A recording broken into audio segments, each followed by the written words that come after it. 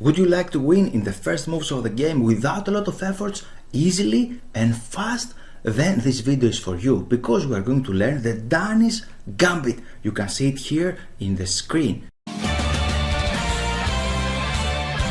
And in order to win chess games, you don't just need to develop your pieces because your opponent can do the same.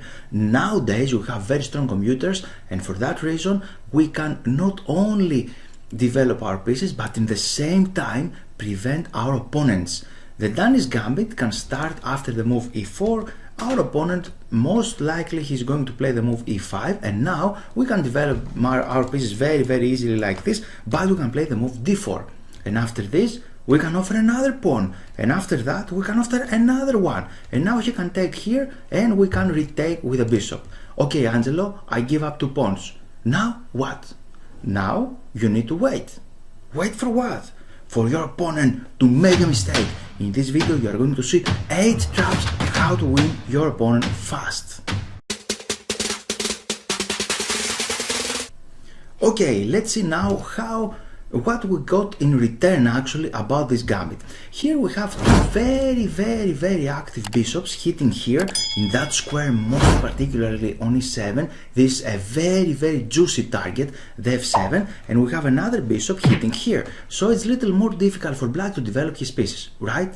We can flip the board actually, and you can see how are you going to play with the black pieces. How do you feel here? You have 2 extra pawns, 3 extra pawns, there, congratulations, 2 extra pawns actually. What are you going to do with them? They are blocking your own pieces. And you have some ideas in mind, and let's check now the chess.com. Let's check it. And here is the chess.com, and you can see some statistics. We have some moves here that black can play. I go through all of them, and you're going to see a lot of moves. You can see we didn't win in every game, but we have a lot of deadly traps. Let's see together.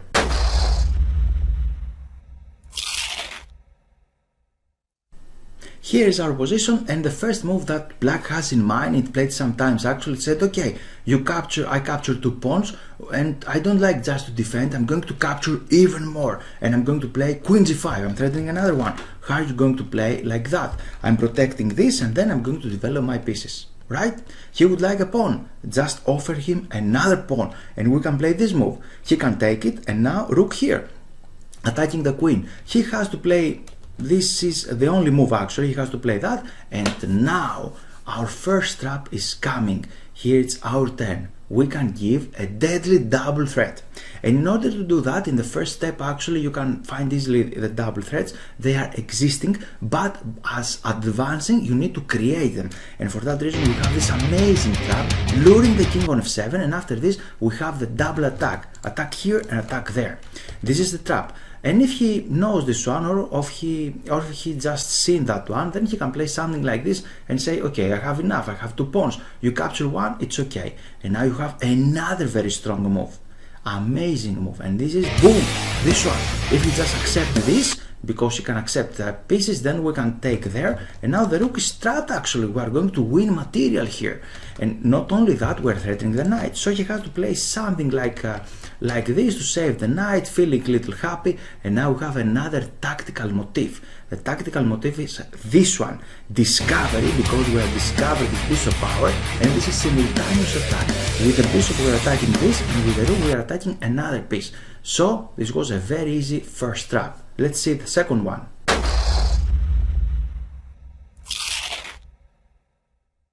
Now let's see the second trap. After the first moves actually we can play this one, he can take, we can offer another pawn, he can take again, and after this we can give another pawn, and now he has another option. Another option is knight to c6.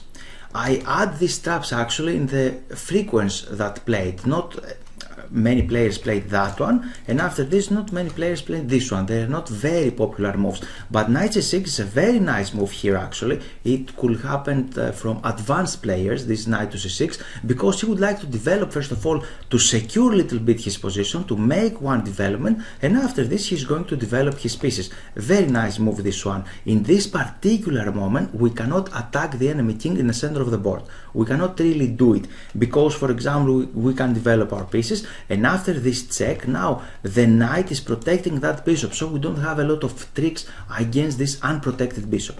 What to do now? We need to develop our pieces fast and easy, because you cannot deliver an attack in the king in the center. We're going to attack a little later, and now he can develop the pieces and we can castle. What he's going to do? Probably castle as well.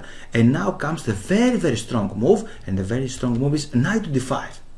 Let's take a breath. Let's understand what is going on. First of all, we're threatening this knight here, putting pressure because we have two pieces, threatening that knight and offering another pawn. He can take that one. Of course he can do that, but after this he is losing. You cannot see it right now, but after this move we're attacking that one, and now he don't have a lot of options. He can play something like this, we can take, he can take, and now we destroy his pawn structure, and it looks like that this pawn is like a fence and we cannot go forward, right? Wrong, because we can go forward and we can play this amazing move. He can take that, and now it's our turn. Take this, we have this check. He has to take, and now another check, and the final checkmate is like this. Amazing to finish a game like that, right? We didn't end it actually, because after this move, one variation is to take that pawn, and I suggest you strongly to go through this line again and again, put it in a real board. I have an article about this actually on my website. You can go there, you can find the games, you can play them on a real board to understand them, and after that apply them in practice. He's not going to capture that pawn, he's going to play something else. For example, he can take the knight. I have two pawns up, why not to exchange the pieces? It's a very logical rule, right? And now we have this move, attacking the knight. How are you going to play now? He has two options. One of them is to go in the rim, but he is attacking the bishop, and after that move we have again the powerful pieces, the powerful bishops in another diagonal actually. Now we have a lot of pieces ready to jump in the king's side, and if he plays something like this, he's going to lose again, because we have this one, queen there, attacking the bishop. How often did you see the bishop trap? The bishop trap, almost trapped, right? He cannot really move. And after bishop here we can take the knight obviously, but we cannot see it very often because the bishops are extremely fast pieces, but we can win like this. And now after this move, after d5, he's not going to play knight a5. You're going to win some games like this, but he's going to play knight to 7. Why not? But here we are going to win more and more games because you have another very strong attack, and this is queen to d4. Simple things, we are threatening here a checkmate. What he's going to do? He has two options. One of them is to play f6. Okay, $1 million question. How are you going to play with the white pieces? Do you know some basic tactics? Of course, and you have the move d6, discover attack. And now the bishop is attacking this one, and after that we can take this, and you have amazing position. This is unprotected, you capture something there, you can win some time actually, you don't have a lot of good pieces, and you have an extra piece. You're going to win this game. But actually he's not going to play f6, right? Because in the next game he's going to play knight to f5, attacking our queen. And not only that, attacking queen and protecting there. It looks amazing, isn't it? But here we have this move.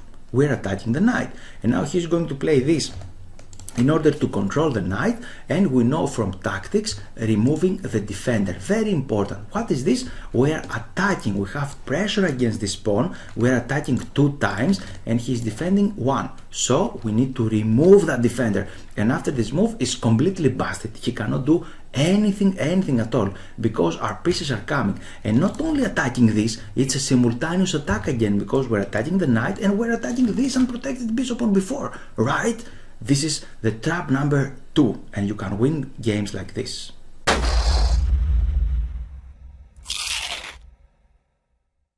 Here we are again in trap number 3. Do you remember this position? Do you know how to get there?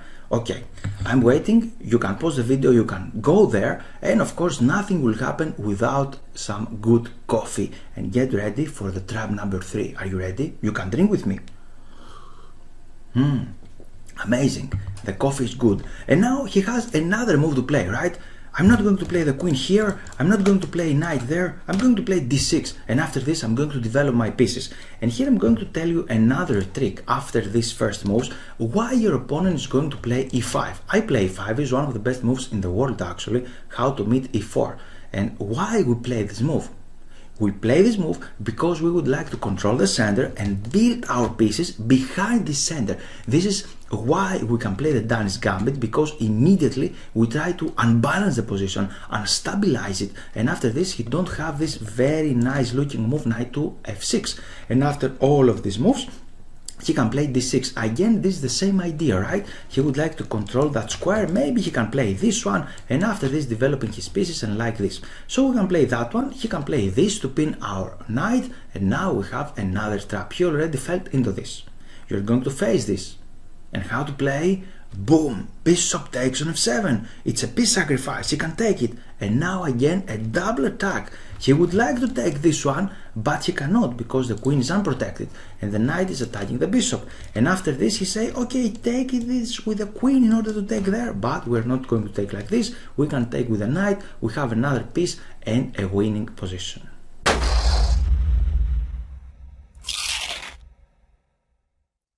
Let's move forward to trap number 4. Okay, we've seen enough, and now he's going to play something like this. Enough is enough, I'm going to develop my knight no matter what. And after e5, we're attacking the knight. He has to play here, and now, can you find the tactic? And we have it again. It's this one, destroying the king's shelter. We're attacking the king, and after this, we have another double attack. Actually, yeah, this one, and we're attacking the knight and the king.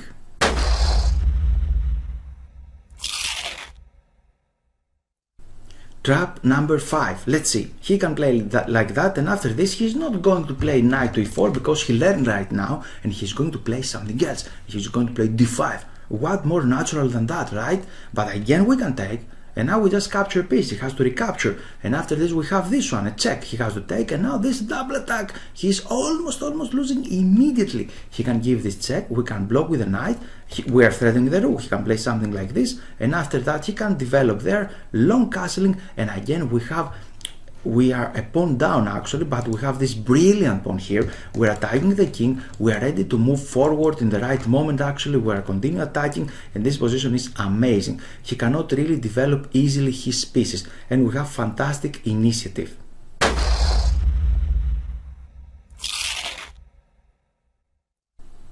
Now, let's see more serious stuff, and we're going to test the trap number 6. He can give this check because he's going to give this check, and after this he's going to actually not do this one. He's going to block here and develop his pieces. And after this check, it's a critical mistake. Please be very careful. In general, we should not play this move because we're blocking our pieces. We did it only after knight here. We played this knight to c3 because we wasn't able to attack immediately in the center of the board. But right now, he didn't develop this knight. If he develops here, we can develop our knight. But without that, we cannot do it. We should not do this. And now we can play knight d2. This is the normal move. We are going to see it, but we have another gangster move. Gangster move. Are you ready? We can play king f1. Wow, what a move. Again we're threatening. Tricks like this, trick like that. Immediately take there, and after this give a check on b3. And what he's going to do, is he's going to attack our king here on f1? He cannot, because the game will end up earlier actually. We're going to checkmate him. This is why we can play the king here. It's not the best move actually in the position, but you can try this in some games, in some bullet games or some blitz games. However, we can play this one, it looks more natural, and after this again we have our normal stuff, but we can play this move, attacking the knight. And after this, he's over attacking here this knight, and you can see he's going to exchange some pieces. It looks very natural, and this happened during the games. And now again we have this brilliant move, bishop takes f7 check. He's going to take with a king, because if he goes here we can play this move actually. It's very tricky line, very nice line. You can see we are pinning the bishop, so he cannot take here, he cannot take. If he just take with a knight, we can take here for example, we can take first of all this check, and after that we can take the knight. So here he's going to take that one, but again we can take this, and if he take, we have again this double attack. You can see a main problem in this variation is this dark square bishop. We're attacking that bishop, and here we're going to take this bishop and we have better position. So after this check, he's going to take obviously, and now we have this check. During one game, no, if you just play here we can take the knight actually, and during one game after d5, here the white player just captured this one. It's not a bad It's not very nice move actually, and finally he won the game. I had the game here, he won the game. However, we know a lot of rules, we have computers, and I analyze something better for you. After this move d5, we can play this. Oh, what is this? A glitch or something? How is this happening? After d5, can I take it? Yes, it's called en passant capture. And here, if he plays only one move, we can take it here on the 6 side, but if he plays d5, it's little unfair for us, right? Because in one move he plays this one and we don't have opportunity to take. So the rule said that if he plays 2 moves the pawn forward, we can take it like this, like he played it 1 move forward. And now we are giving a check. This is a discover attack again, attacking here, and after this move he's attacking the queen. Now we can take there and he can take the knight. What more natural? Of course you can take the knight, but when you're attacking you need to create threats. You don't just like to capture something here, you need to attack the enemy king. The king is unprotected. Of course you cannot play this one because we still have this powerful bishop. He has to play something like this. We can take the knight, but this is better because we have intermediate moves. Zivan Zouk, we're attacking the queen and the knight. What he's going to play? Probably a move like this, because he's hoping maybe to take the knight, or he would like to give some discovered checks with the queen. And now it comes. We're not going to take that knight, don't touch that knight, but we have a stronger threat. You need to learn how to create threats. And now we have this threat. He cannot really move the bishop out, and we can threaten checkmate there. He can play something like this, but suddenly he lost the control over that one. We can make some exchanges there, attacking the king, and after this we can make more exchanges, and finally we won a lot of material, and white is winning.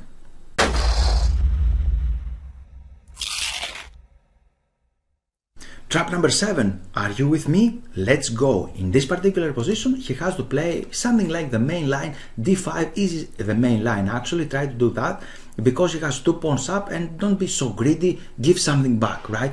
And here we can take it. And now he said, okay, now I have you because I am a pawn up, and when I have material advantage, I'd like to exchange pieces. So I'm going to play this move c6. You are under attack, you need to go back. Actually there is no bishop there actually to take it, and after bishop on b3, let's say, I can exchange queens, and black feels very happy. But after the move c6, a terrible mistake, we are going to win. How? Again with our tactic there, and if he just take it, we can take the queen. And he don't have this main line check. Actually in the main line he give this check and he can take our queen because the knight is still undeveloped. So we are winning in this position.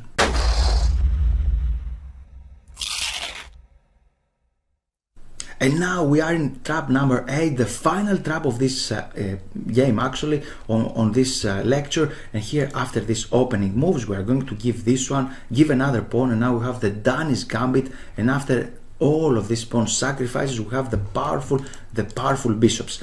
What he's going to do, he's going to play something like this, and after this, of course, he should not play like that. He should not play c6 because the queen is unprotected. He has to play this move first of all, and here the main lines goes like this. We can take there, for example. He can take, we can take the queen. He has this discovered check. We need to go back with the queen because the queen is under attack. We should not do this because we are going to lose a piece, but after this we are going to win his bishop, and now the position is approximately equal, we can say. In general, I like little more the black pieces. I can see little more potentials, but the position is approximately equal. It's playable for sure.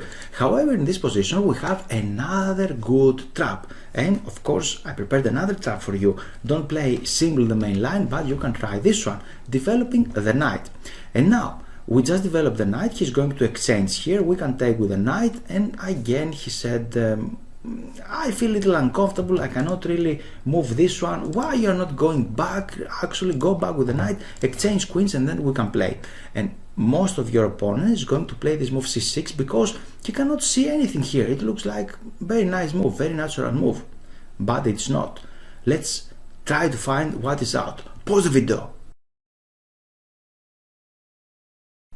Unpause. And now we can see the brilliant move. The brilliant move is this one, knight f6. Amazing.